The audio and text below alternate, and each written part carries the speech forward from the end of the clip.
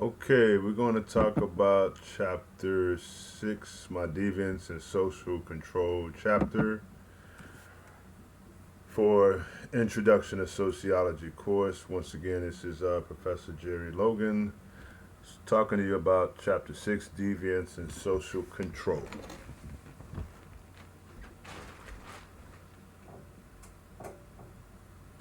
So, this particular chapter, we're going to start out a little bit based upon the book OpenStax in Introduction to Sociology. However, I want to start a little bit about definitions. So first we're going to look at the definition of what deviance is. Now remember, deviance is the violation of norms. And remember, norms are expectations of right behavior, so it's a violation of norms for rules or expectations. Any transgression of socially established norms that are being violated. The difference between deviance and crime is a crime is a violation of laws, which are enacted by the society. So if you break a law, that is considered as a crime. However, deviance, the difference is a violation of norm, meaning that you don't necessarily, it's not necessarily a law, but it's expectation of what your right or wrong behavior based upon what society says. So therefore, you can violate a law. You will go, can be charged for a crime, in violation of a norm. Not particularly, you will be arrested for. You consider it as breaking a law, but it is frowned upon if you do a deviant act. So make sure you all know the difference between deviance and crime. Stigma, it's a blemish that discredits a person's claim to a normal identity. So you can have a stigma based upon characteristics that you have or someone in your family have, so you can say, okay, this is a blemish to it. You can have a stigma that goes and carry with you, so it can be a negative effect of you or a negative title towards you based upon a blemish that may have happened in your past or something may happen in your, it can be your family name or someone who you hang with, and you have a stigma based upon saying, okay, well, this person is just like the other person. Someone else who may have committed a deviant act or a crime. So make sure you know deviance, stigma, and crime. Next slide. We're going to talk about, now this is not so much in the OpenStax books. I know students of mine say, hey, I reviewed OpenStax, and I didn't see anything on Cesare Lombroso. What I did also is want to combination from the Intro to Sociology book, OpenStax, and also further information that I have as well. So one of the persons I want to talk about is Cesare Lombroso. Lombroso, look at the time frame. He was born in 1835 all the way until October 19th in 2009. So therefore he lived in Italy. Cesare Lombroso is a very important person when it comes to criminology. Back then he began his career working in lunatic asylums and had then become interested in crime and criminals while he was studying the Italian soldiers. He was trying to pinpoint the difference between lunatics, criminals, and normal individuals by examining inmates in Italian prisons. So this is based upon information I gathered regarding Cesare Lombroso. Very controversial guy, different stories, different takes on Cesare Lombroso. Not going to get too much into time into explaining much of Lombroso's work as far as the controversial part of what he said or what he didn't say, because we're talking about the 1800s. So we're just going to kind of focus on who he is, introduce him into the chapter on deviance based upon his background in criminology. So I felt he was an important person to know.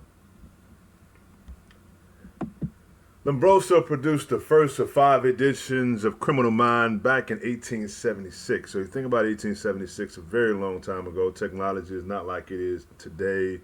If you think back, as we progressed in the last 30, 40, 50 years, how much technology has advanced. So you can imagine in 1876 the very little technology that they had. But then Lombroso was very well respected, and he was also known as the father of modern criminology. He was one of the first to realize that crime and criminals could be studied scientifically. His theory of the born criminal dominated thinking about criminal behavior in the late 19th and early 20th century. More on Lombroso, he believed that criminality was inherited and that criminals could be identified by physical defects that confirmed them as being more savages, so to say. For example, he point that a thief, for example, would be identified by his expressive face, manual dexterity, and small, wondering eyes. So you can physically look at a person and say, okay, that person's a thief. Habitual murderers, meanwhile, had cold, glassy stares, bloodshot eyes, and big, hawk-like noses, and rapists had jug ears, according for some of the information that was recorded about Lombroso.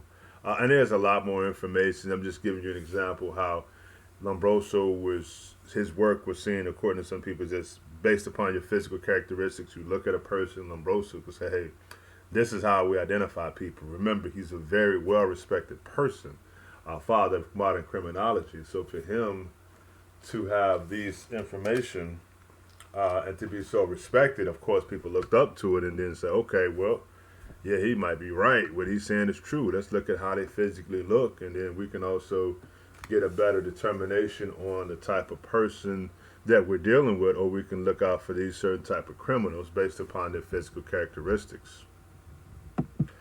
In developing his theory, concluded that criminals were physically different. The physical characteristics he used to identify prisoners based upon the symmetry of the face or the head. He called large monkey-like ears, large lips, a twisted nose, excessive cheekbones, long arms, excessive wrinkles on the skin. Some of the characteristics that you would look at in defining criminals. Lombroso declared that males with 5 or more of these characteristics could be marked as born criminals. So as we continue to look at Cesare Lombroso, and feel free to do more study and research on Cesare Lombroso and more of his work, getting more information. However, he didn't confine his views to just the male criminals. He co-wrote his first book to examine the causes of female crime and concluded, among other things, that according to Lombroso, that female criminals were far more ruthless than the males. They tended to be lustful and immodest, were shorter and more wrinkled, had darker hair and smaller skulls than normal women. They did, however, suffer from less baldness, said Lombroso. Women who committed crimes of passion had prominent lower jaws and were more wicked than their male counterparts, he concluded. So like I said, this is just information on Lombroso, very controversial, a whole lot of information on Lombroso. Feel free to look it up, do some research on him. He may not be, considered, properly or well respected as far as the later years. If you're looking back on the time frame from back in the 1800s to now.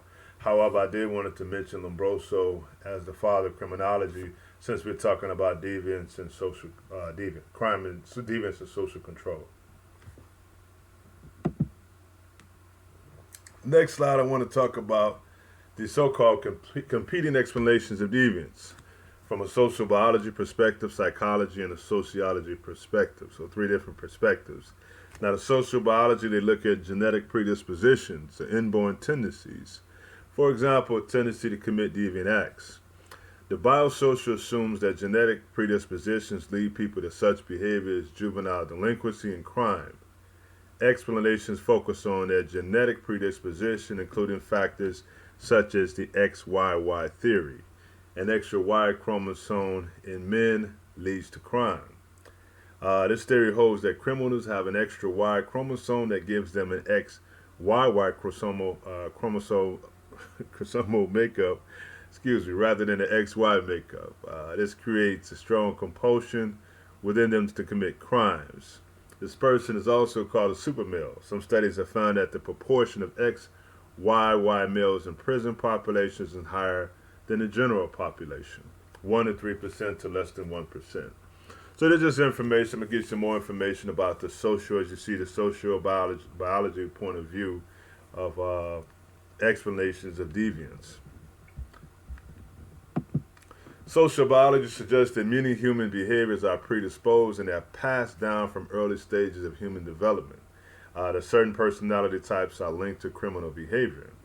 Social biology has contributed to criminology by showing that there is a biological explanation of human behavior. So our behavior reactions are inherent to ensure survival of the species. So therefore, they're saying it's genetically, it's in the genes, it's being passed down. They talked about how women have a sense of empathy that they passed on to the girls, and the boys are more aggressive, so therefore they didn't have certain genes. Get very deep into it. I don't want to spend a whole lot of time talking about that. I'm just giving the explanations of deviance, from the social biology to the psychology, and then also going into the, of course, we're going to talk about the sociological point of view of deviance.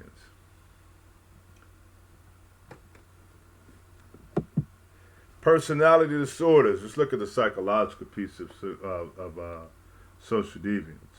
So one of the things is that with the psychological piece is looking at the personality disorders. For those that are psych majors, I've taught a course in psychology before, which is very interesting, teaching psychology and then also teaching sociology.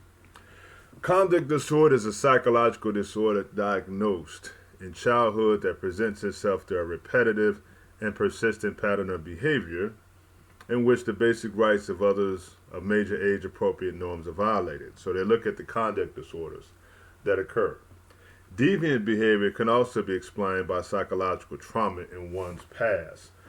Trauma is huge. So when you look at stuff like post-traumatic stress disorder, it's a psychological condition in which a traumatic incident in one's past compels an individual to have abnormal reactions. One of the things I look at, and I'm very huge with trauma, is that people have experienced trauma, and you can ask certain people when did they experience trauma. They can tell you exactly how old they were. They can say when I was 6, or when I was 7, when I was 5, this happened. And there are cases when I did consulting, when in regards to dealing with clients on a mental health basis, I did notice there were some forms of patterns that people had, and I was explaining to parents and dealing with their kids that there may have been a traumatic event that happened on a certain time of the year. So just say if this event happened on right around Christmas, something traumatic in their past happened, and then there's some reason that each at a younger age they remember, and each year around that time it brings up the trauma and it causes a reaction from them. So therefore the kid be acting out, a child could be not doing well in school or something kind of withdrawn based upon the trauma that they experience. And that trauma stays with kids, it even leads to adults. And a lot of times you hear adults talk about, oh, when I was this age, this happened and this happened. And they feel the pain that they experienced no matter how long ago, even into adulthood. So trauma is huge, and people do experience, they can lead to deviant behavior of acting out, doing criminal acts, or doing something, might even just be criminal, but something deviant, or just harming someone or harming themselves. There's something that may trigger, which coming from the post-traumatic stress that they did, disorder that they did receive. More of that through those psychological theories are frequently employed. One should bear in mind that the stability of psychological categories is constantly in flux. One of the things when I look at was interesting as I was looking over trauma, they looked at the individual's actions and they stated, okay, well, this person experienced trauma and it psychologically stayed with them. So they look at personality disorders, bad toilet training. And I was talking to one of my students about this, and we had to talk about that. And we were just talking how with the bad toilet training, I'm talking about thinking back with my daughter, not to, just in case she's listening. However, I had to, you toilet train your kids, and there's a certain way you make a game out of it, make it rewarding in some formal way. However, but if you force a child to do things, you beat them, you hit them, it can be lasting effects in them because kids do remember a lot of things. So-called suffocating mothers, and yet these do not necessarily result in the presence of absence of specific forms of deviance in the behavior. So a lot of times the psychological piece looks more internally, something in your mind, something, psychologically, some type of disorder, some type of trauma. It's more of an internal, inside thing when I think about the psychological theories of explanations of trauma. Shows like Criminal Minds, things like that, they talk about, oh, this person experienced some trauma, or this person, based upon how they act, and is there a pattern, Sociological explanations, sociologists search for factors which are outside the individual. As we stated before, the psychological is kind of internal. The social biology piece is looking at the genetic predispositions that are passed down. Also, the sociological pieces, we talked about socialization and culture. And the sociological explanation, they look for social influences that recruit people to break norms. Crime is a violation of norms, as we stated, written into law. And each society has its own laws against certain types of behavior, but social influences, such as just socialization. We also talked about subcultural group memberships, a social class, people's relative standing in terms of education, occupation, income, and wealth may recruit some people to break norms. So sometimes it may be your social class. They can ask a person, hey, why did you rob this gas station? They say, hey, social biological piece. Okay, well, this guy, maybe genetically he has an extra Y chromosome. Maybe it was some genes, genetic predisposition that was passed on to why this person robbed this gas station. They find out, oh, no, it wasn't that. Well, psychological perspective would say, well, maybe there's some trauma that he experienced. Does this person have a mental health disorder? Does this person have a personality disorder? Is it something internally that caused this person to commit this crime? And the person can say, no, don't ever have any psychological problems. And a sociological explanation. They say, why you commit this crime of robbing a gas station? Well, I didn't have no money. That's the reason I did it. I was broke. Had no money. Had to get something to eat. I needed cash. So the social class piece, the person may not just been a person who had mental health concerns, anything like that. But it just could be, just socially outside of the person. It could be, like I say, socialization if they're part of a group, or this is something that they've been socialized to do is steal, or this person may just have no money that day. So those are the three competing explanations I want you all to be familiar with for the exam. Remember, it's the biosocial, the psychological, and the sociological explanations, which are called the competing explanations for deviance. Now, I'm big with the theories. I know my students like, man, this guy has a theory all the time. Yes, I stay with my theories. I love my theories. We're going to talk about a lot of theories today on this chapter. The functionalist perspective, the structural functionalist perspective, they're concerned with the way the different elements of a society contribute to the whole. So remember, we talked about it's a macro level, how society is functioning.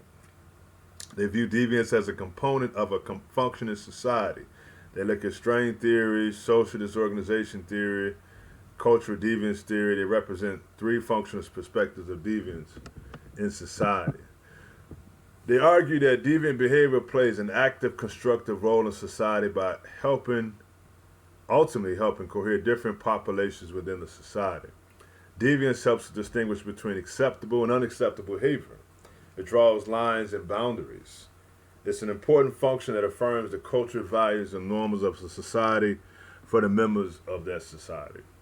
So, before I get into the other slide, it's just the function is, you remember there is a boundary piece. If we as a society, just say you have your society and the culture that you're in, and you say we're going to establish what the laws are as far as what are the boundaries of deviant behavior. We're going to accept this and we're not going to accept this. And we're going to draw the line as far as to say what we're going to accept and not accept. So you can't do this, you can't do that. This is the way we go as a society. It is a part of the values and norms for each members of that society. So therefore, we are reinforcing what the rules are and the norms are, and we expect people not to do deviant acts and breaking these norms. In addition to clarifying the moral boundaries of society, deviant behavior can also promote a social unity by creating an us versus them mentality in relation to deviant individuals. So they draw the line and say, you know what, we're not like that group, so it's more or less when it comes to deviant behaviors. We're not like them, this is who we are. Deviance is actually seen as one means for society to change over time as well. Deviant behavior can imbalance the social equilibrium, but in the process of restoring balance, society will adjust the norms. With changing norms in response to deviance, the deviant behavior can contribute to long-term social stability. So when I look at this right here, I just think of many examples of things that can happen.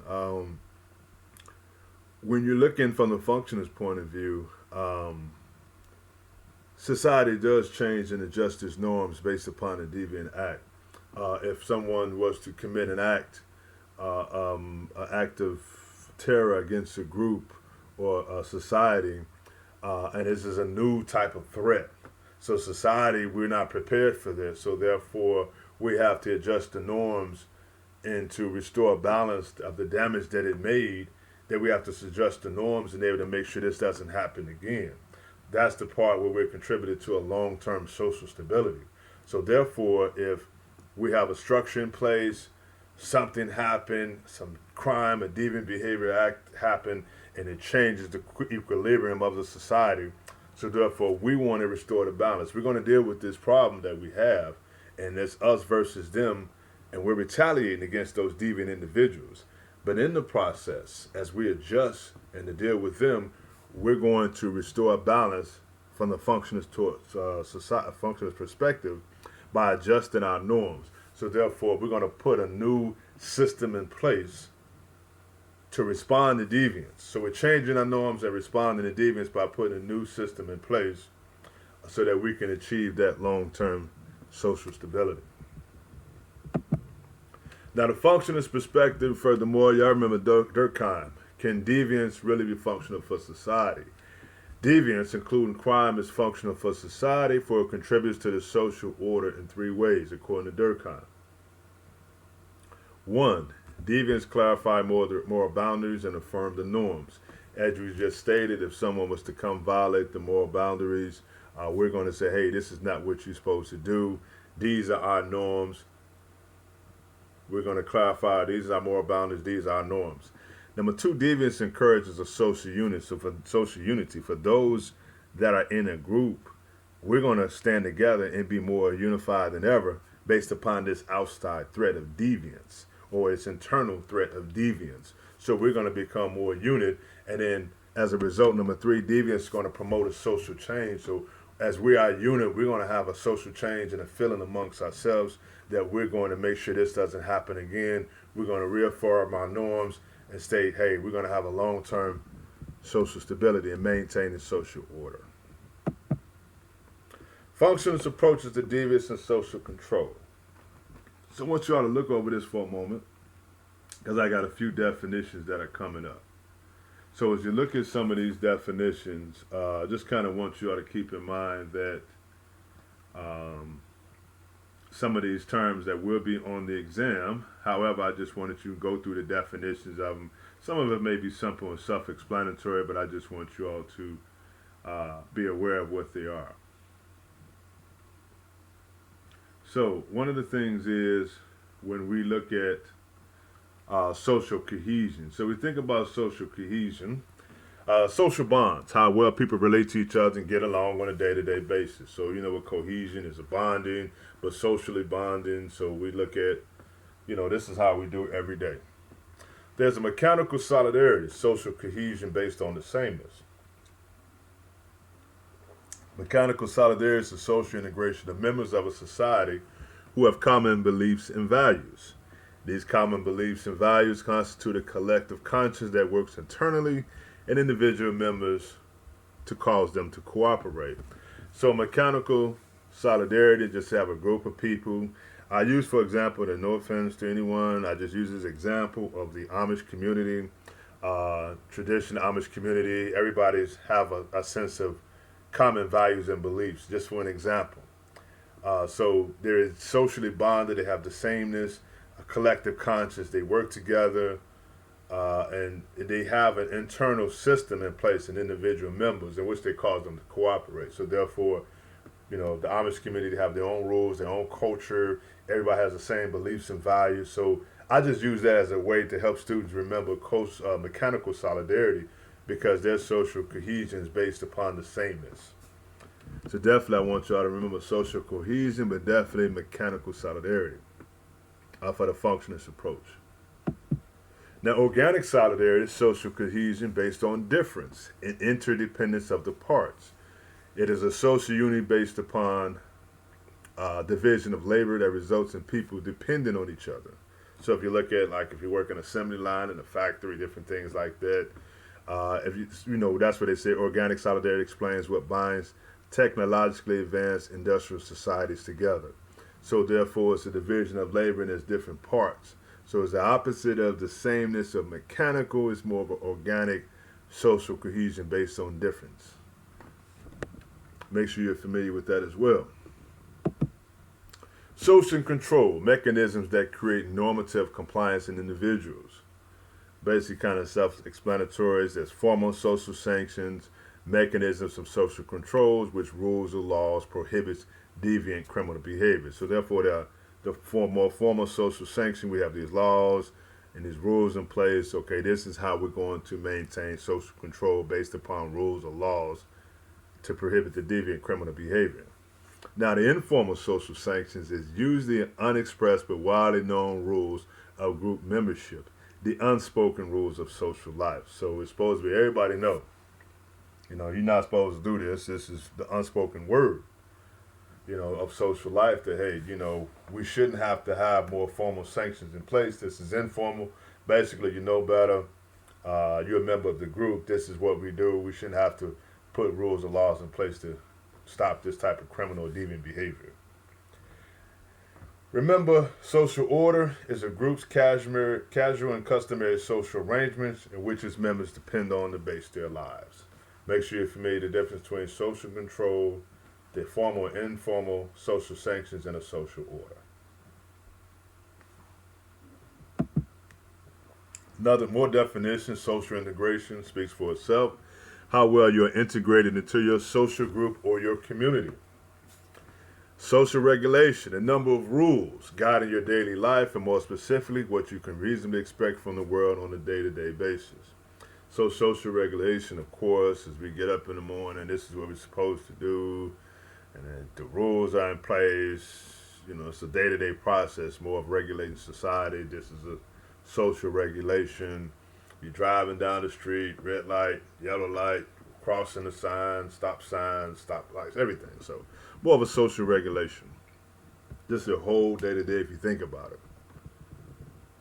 Know the difference between social integration and social regulation. Strain theory. Go to Robert Merton. They talk about how mainstream values produce deviance. Robert Merton's term that deviance occurs when a society does not. If you think about this definition, let me rewind it again. Robert Merton's term that deviance occurs when a society does not give all of its members equal ability to achieve socially acceptable goals. So everybody want the whole goal, the cultural goal, and it's saying that strain theory is saying that society engendered when a society, the strain is engendered when a society socializes large numbers of people to desire cultural goal, which is success, but withholds from some of the approved means of reaching that goal. So of course society produces deviance. They say, hey, this is what we want. We all want the success. We all want a nice home. I'm not saying we all, but people want a nice home. They want to drive a nice car. They want to live comfortably. They want to go on vacations and things like that. So therefore, that is the cultural goal. And society socializes that to us. We can look at advertising. We can look at TV, and we can say, oh, we want this. I want this. I want this new Xbox, this new PS5, PS, 6, 7, 8, whatever coming out. I want this new iPhone. I want to take this vacation here. So everybody's seeing this. It's not just those who are well off, so to say. It's a cultural goal. We all want the success. This car is being advertised on TV. This home, this area, this trip, this cruise, all this stuff like that. But they're looking at it's not an acceptable means for everybody. So say everybody wants to reach their goal, and one people adapt to it is by crime. The choice of an innovative means, one outside the approved system, to attain a cultural goal. So a person can say, you know what, I'm going to be a conformist. You're an individual who accepts the goals and strategies that I consider socially acceptable to achieve those goals. So therefore, I'm going to be a conformist. And being a conformist is say, okay, just like the students, I'm going to go to college, I'm going to get a degree, couple of degrees, whatever it may be. I'm going to work hard, I'm going to save money, I'm going to get 2 jobs, you know, some of the things that we considered as a conformist. So we understand we're not going to commit any crime, but a person who says, you know what, I'm going to go do a criminal act, I'm going to rob, steal, so that I can be able to get the same thing. So I'm going to stand outside of this Apple store, wait for somebody to come out, I'm going to stand outside of Best Buy, Walmart, and I'm going to get the same thing that they receive. As a person experiences that strain, because if you think back to the first sentence, mainstream values produce deviance. So therefore, it's Christmas time, my kid wants some stuff, I don't have any money. Man, you know, my kid really wants this new video game. My child wants this new game console. So therefore, I can't afford it. You know what? I'm going to commit a crime. I want this same cultural goal. However, I don't want to go to school. I don't want to do all that stuff. So therefore, I'm going to wait for somebody to come out and I'm going to rob them.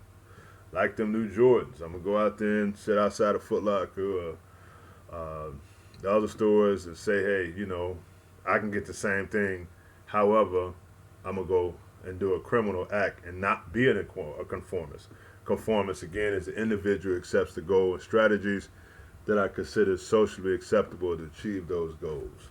So all of you students I consider as conformists, do not lead to crime so they can get the things you want. Be patient, stay in school, work hard. More on strain theory, they talk about the deviant paths. So take a look at these 4 deviant paths. They call them the 4 deviant paths. I kind of look at them from a sense. When we look at number 1 as an innovator. Innovator is a social deviant who accepts the socially acceptable goals but rejects socially acceptable means to achieve them. So what is the example of an innovator? An innovator can be a person who says, you know what, I get it. You know, supposed to go get a job. I get it. Supposed to go to college. Supposed to work 2 jobs. Supposed to save my money. I understand. That's how I go. Good luck for y'all. However, I'm going to go something else to achieve those means. So some people choose to sell drugs. They'll be a drug dealer. Like, hey, I can make more money selling drugs, and which I don't agree with. However, that is part of being an innovator, that a person says, hey, an innovative way to make money. Ritualists is individuals who reject socially defined goals but not the means. So ritualist sometimes is a person who, they kind of mention that a little bit, is about a person who considers a ritualist. They, you know, more likely could be working at a job, be burnt out or something like that, and just say, hey, it becomes more like a ritual to them, a routine, you know. Retreatist. Retreatist is the one who rejects the both socially acceptable means and goals by completely retreating from and not participating in society. This is a person who has no aspiration to attend college or get a job. Not you students, stay in school. And if you're not in school, get in school. This type of person is probably someone who lives in his or her parents' basement and their entire life, or may even be homeless. I got this from the book. Nothing wrong with living in your parents' basement. If you're in college, do not try to go out there and get a job and say, hey, forget this. I want to not be this person. If you're living at home, it's okay. Do the best you can. Stay in school. If you can help out in the household, good. But don't try to forget school and just say, hey, you know what? I don't want this stigma about myself that I'm supposed to be a certain age and I should be out of college and be out of the house. So it's okay. But I just got this from a book. They use drugs also to free their mind of remorse and guilt caused by the withdrawal from society. So when they retreat into alcohol or they retreat into drugs. And they also look at a person who is considered as a rebel. A rebel is an individual who rejects both the traditional goals and the traditional means and want to alter, destroy their social institutions from which he or she is alienated. That person is considered as a rebel. Be familiar with the 4 deviant paths of strain theory. Symbolic interactionist perspective. There's a theoretical approach that can be used to explain how societies and social groups come to view behavior as deviant or conventional. So you look at labeling theory, differential association theory, social disorganization theories, control theory. These fall within the realm of being of the symbolic interactionist. Need you all to know these theories as well. Let's go over them. Differential association theory. When I first look at the word, I thought about, because I always break down the words when I first see them. Differential association theory. But I thought about, well, look at the word different, associate, and a theory. So maybe it has something to do with the different people that you associate with, that you learn deviance and crime. It's a term to indicate that people who associate with some groups learn an excessive definition of deviance, increasing the likelihood that they will become deviant. A lot of times it may be your own family where you learn some deviant and crime from. Sometimes the people in the family may have a history of doing illegal things and it's passed on to you, or you learn it, or they inherit it, or it's part of the culture of the family. You be a part of the so-called family business. So sometimes it's the differential association theory can lead to family members as well as your friends. Learn some bad things from your friends. I know I did when I was growing up. Neighborhood that you live in, even subculture. So your neighborhood, depending on the area that you live in, you may learn crime and deviant acts from your peers and your friends in the neighborhoods. It also can be at the subcultures that you're a part of. So remember differential association theory, again, breaking it down, it is the different people that you associate with where you can learn deviance from them. Next theory, make sure you're familiar with differential association theory. The next theory we're going to talk about control theories. Simple, keep it as it is, control theory. The idea that two control systems, inner control and outer control, inside yourself, works against our tendency to deviate. Walter Reckless control theory, both the inner and outer controls work against the deviant tendencies. People may want, as he states, at least some of the time to act in deviant ways, but most do not. They have various restraints. Your internal control, think about it in your mind, inside your heart. Your conscience, your values, integrity, morality, and desire to be a good person can stop you from being a deviant person. You think and saying, I was raised a certain way, this not right. I'm not supposed to do this. I'm not supposed to do nothing bad. No, that's not how it's supposed to be. You do have a conscience, your values and beliefs and how you were raised up. Inner control, internal controls. The outer controls is the police. Think about if I commit this criminal act, well, there's a police, could be arrested for it. Family members could bring about shame with the family. Could bring a bad rap around the family. You don't want to disappoint your grandmother, your grandfather, your uncle, your parents, your little siblings, your younger siblings. I don't want to disappoint them. To keep your family in mind. These are stuff outside and internally. This is the part of the outside. Your friends as well. You don't want to be embarrassed by your friends, and then religious authorities as well. Especially those who go to church a lot. You don't want to have a sermon by the pastor saying we're going to have of the crime that you committed. The pastor said we're going to do a sermon on why this week is why we should not steal from Walmart, based upon the criminal act that you did. So therefore, the religious authorities, you don't want the pastor to know what you did. It's bringing shames upon the church. Then you got to sit there and talk with the deacons for a while. Why you committed a deviant act. Don't want to sit there with the deacons. I mean, it's a good thing to learn from them, but not because you did something wrong. So enjoy the deacons, but you don't want to be sitting there like, oh no, what did I do? I shouldn't have done that. So these are your inner and outer controls from control theory. I'm sorry, let me go back on this one. The previous one. Let's go back. Previous. So this one, excuse me. Travis Hershey noted that these inner and outer restraints from a person's self-control, which prevents acting against social norms. The key to developing social control is proper socialization, especially early in childhood, coming from Travis Hershey. Children who lack this self-control then may grow up to commit crimes and other deviant behaviors. So Travis Hershey, self-control, get them when they're kids. You got to properly socialize self-control to keep people, and let's start early in their childhood to prevent them and learning self-control so they won't do deviant acts and don't commit crimes. Labeling theory, as it is, label. The view that labels are given affect their own and others' perceptions of them, thus challenging their behavior into deviance or conformity. If you keep telling people them kids are bad, you little kids are bad, y'all bad kids, y'all some bad kids, they might actually, even though they may be some so-called bad kids, they might be acting out, but then at some point they gonna start believing it because you're labeling them as being that person. You're stupid, you're not smart, you're lazy, this, and all the negative things and terms you can give a person can't accept their perception of them. That can channel them either to deviant behavior as well. You know, you keep telling somebody, oh, you this, you ain't gonna be nothing. You know this, you stupid. All that negative stuff which you should never do.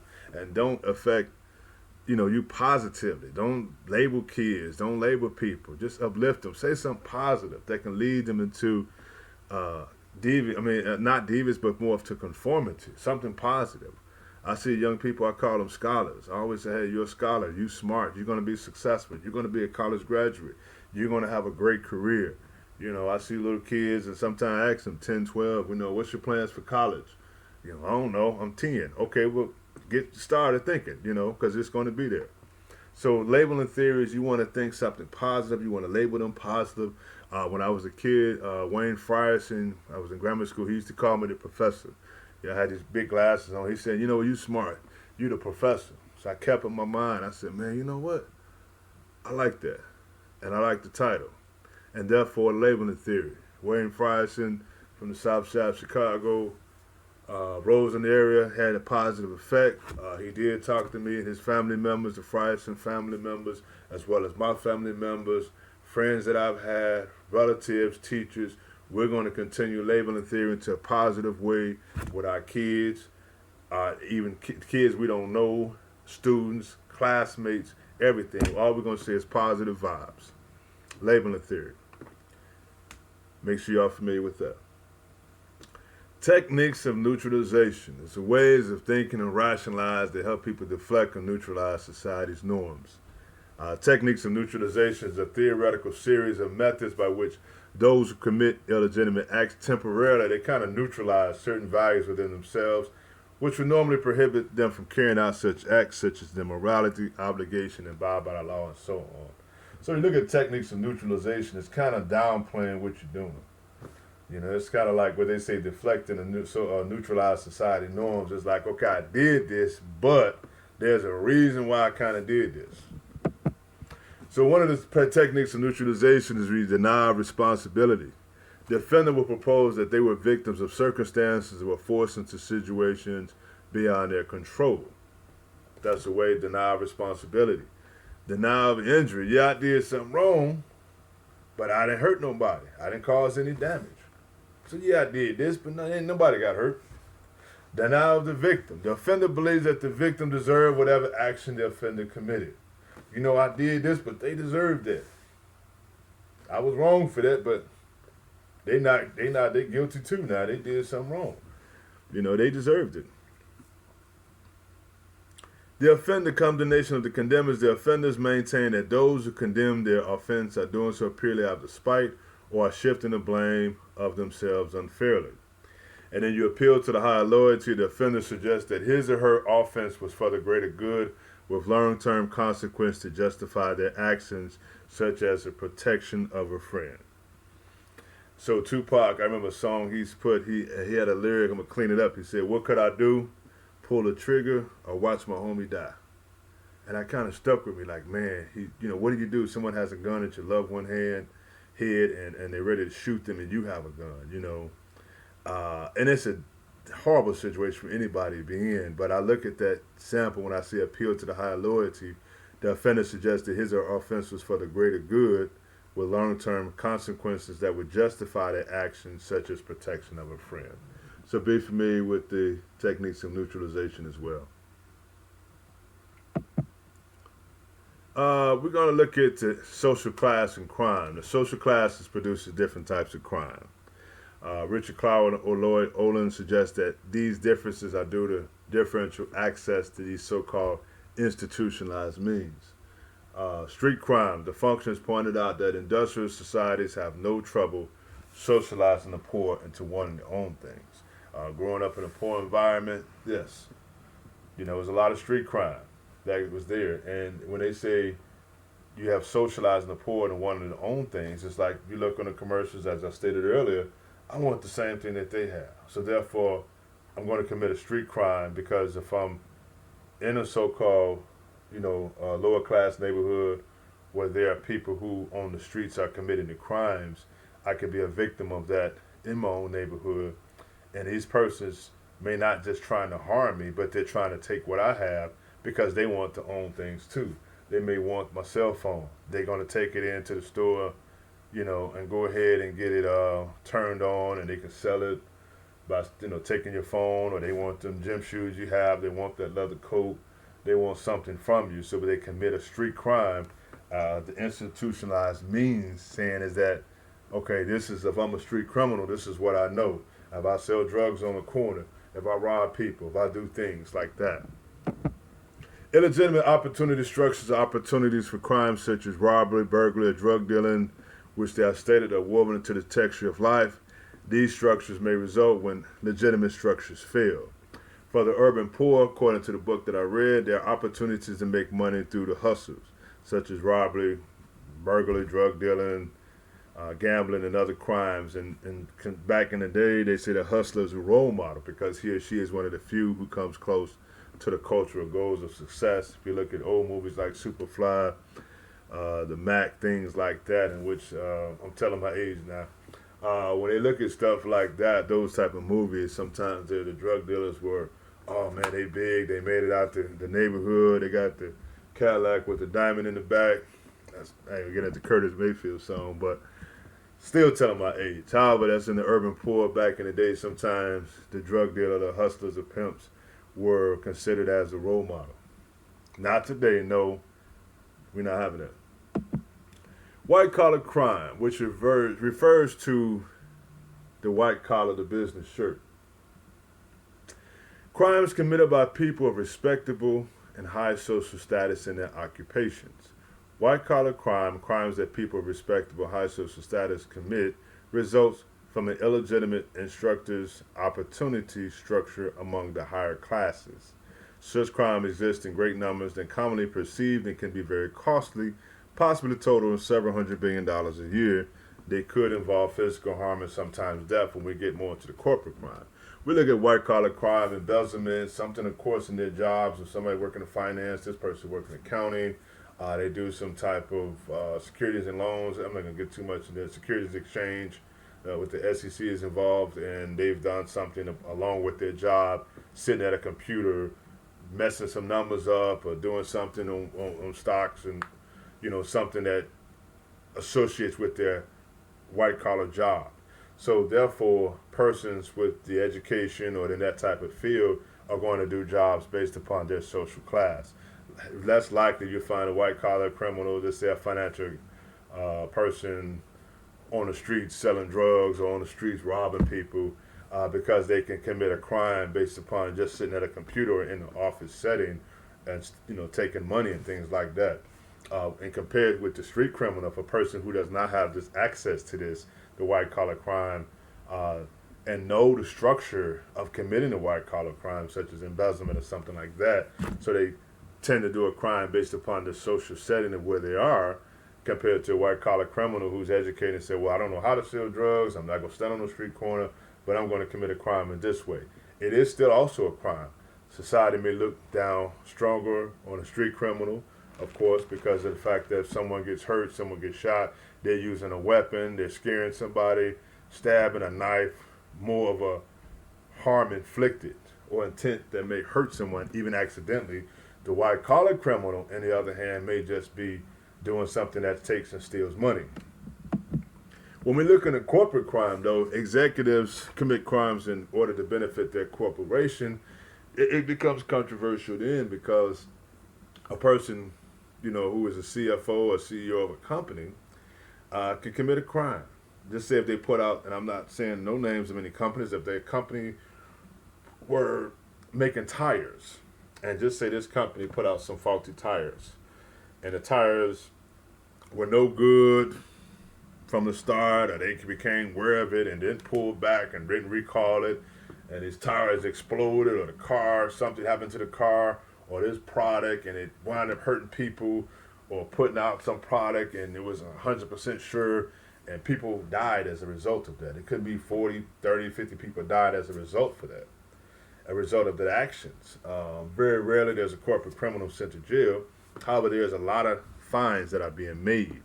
If you have a street person, of course, they're going to hit them a little bit further. I'm going to get into the conflict theory that talks about more about the social class and the level of crime. Like both of them can be considered as crimes. Corporate criminal, put out faulty tires, tires blew up, car wasn't unsafe, killed 50 people. And this situation, they say, we didn't know, whatever the case may be. However, we're going to fine this company billions of dollars. We're going to get more into the conflict theory, which talks about that. When it comes to gender and crime, it's been a more recent changes in the nature of crime. A major change is the growing ranks of female offenders.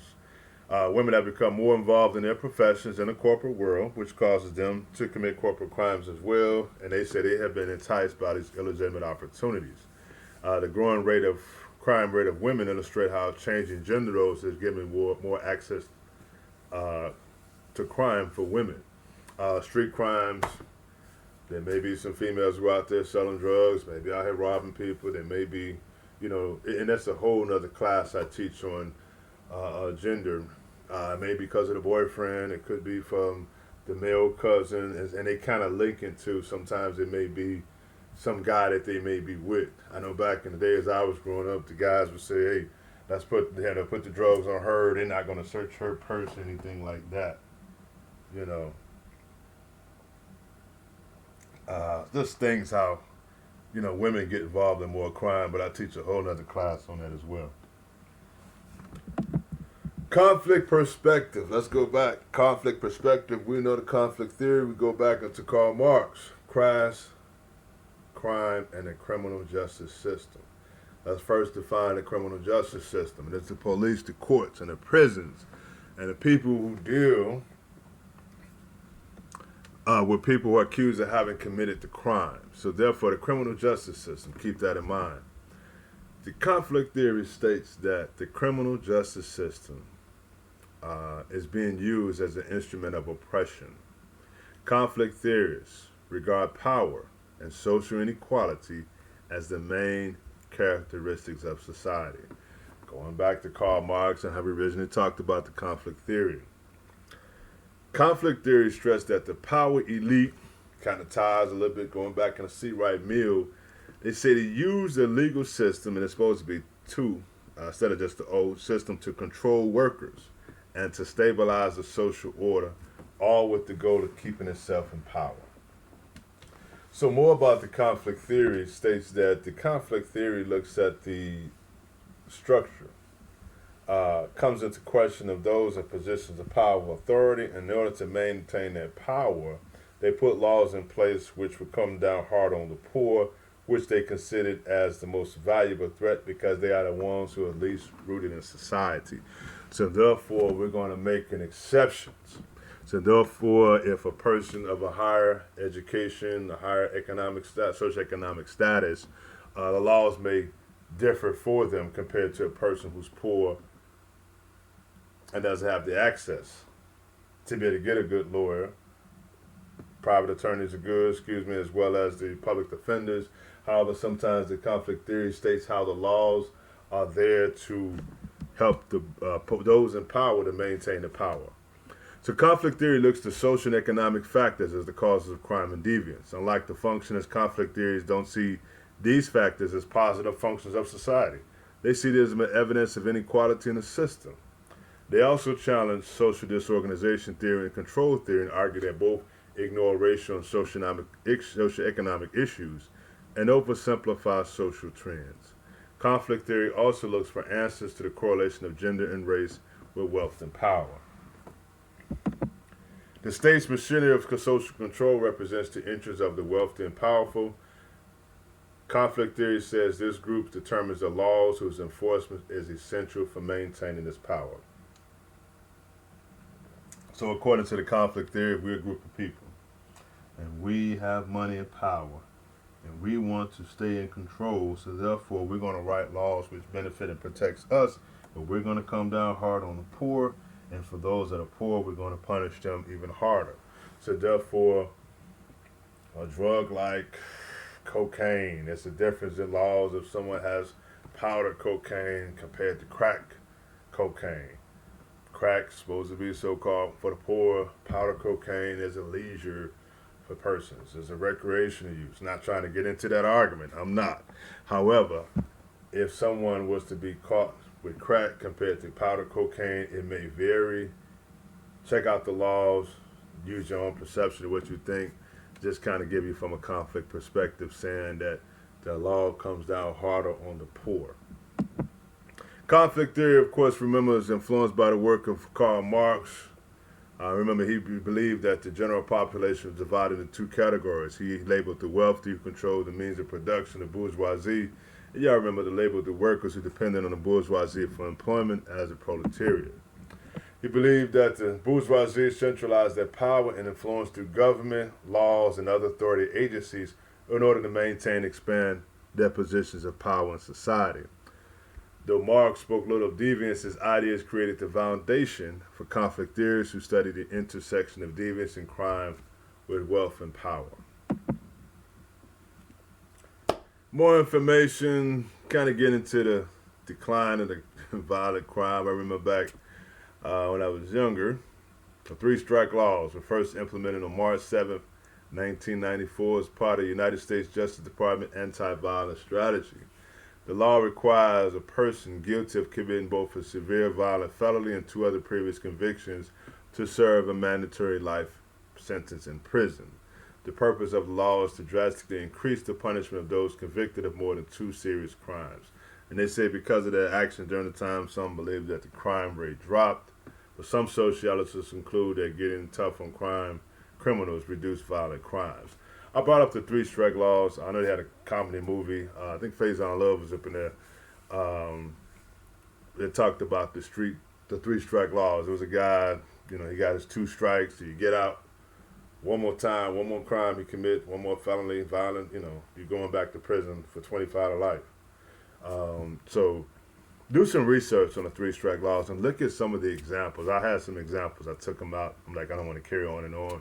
But just kind of Google and look on three-strike laws and just see some of the cases that actually happen. And you'll be surprised at some of the things that acts that person is the violent acts or criminal acts that they committed. And some may not be as violent, but they still got that third strike anyway. Recidivism rate is the percentage of released convicts who are rearrested. The act of a person repeating an undesirable behavior after they have either experienced negative consequences of the behavior or have been trained to extinguish that behavior. Basically, it's someone who's been rearrested. Get out of jail, get rearrested, get out of jail, rearrested. If you look at they had a chart before, they looked at the number of persons they looked at recidivism rate over a 3-year period of people who were released and brought back to prison.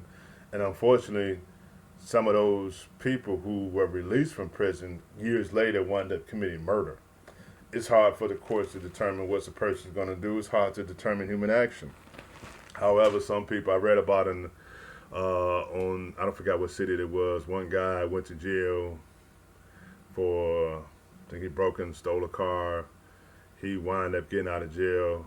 I guess he didn't have a ride home, didn't have bus fare. He wound up stealing a car in the police parking lot. So he got out of jail, went in the parking lot, and stole a car and got rearrested. So it was interesting. Just do a little figures and research on recidivism rate as well.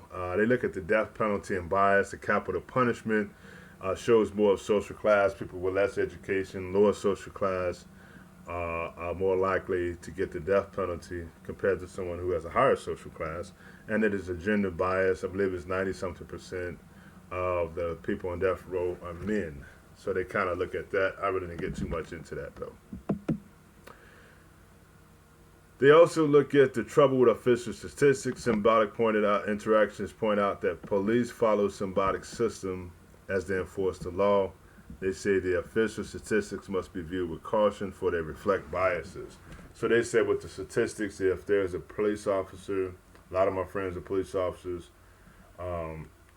they said if there was a bias, they said if the police officers say, hey, we're going to target this group of people, and we're not going to target this group of people.